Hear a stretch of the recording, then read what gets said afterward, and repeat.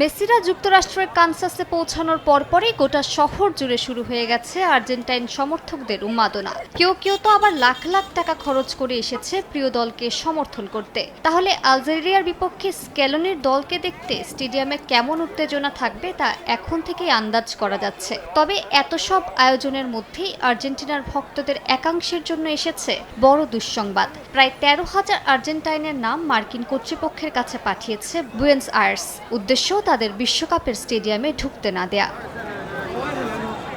কাদের বিরুদ্ধে এত কঠোর সিদ্ধান্ত নিয়েছে হাভিয়ের মিলেই সরকার? এ তালিকায় মূলত রয়েছেন এমন সব ব্যক্তি যারা আদালতের নির্দেশ থাকা সত্ত্বেও সন্তানের ভরণ পোষণের অর্থ পরিশোধ করেননি। আর্জেন্টিনার কর্মকর্তারা জানান, যারা নিজেদের সন্তানের দায়িত্ব পালন করেন না তাদের ফুটবলের উৎসব উপভোগ করার অধিকারও থাকা উচিত নয়।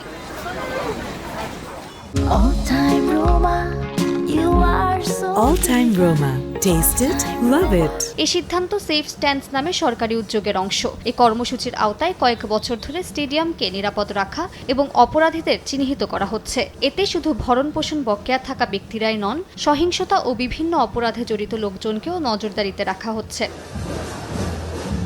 সরকারি তথ্য অনুযায়ী 2023 সাল থেকে 13 শতাধিক ম্যাচে 40 লাখের বেশি দর্শককে যাচাই করা হয়েছে। শনাক্ত করা হয়েছে 1000-এর বেশি গ্রেফতারি পরোয়ানাভুক্ত ব্যক্তিকে। এবার বিশ্বকাপে প্রবেশাধিকার নিয়ন্ত্রণে সেই ডাটাবেজই ব্যবহার করা হচ্ছে।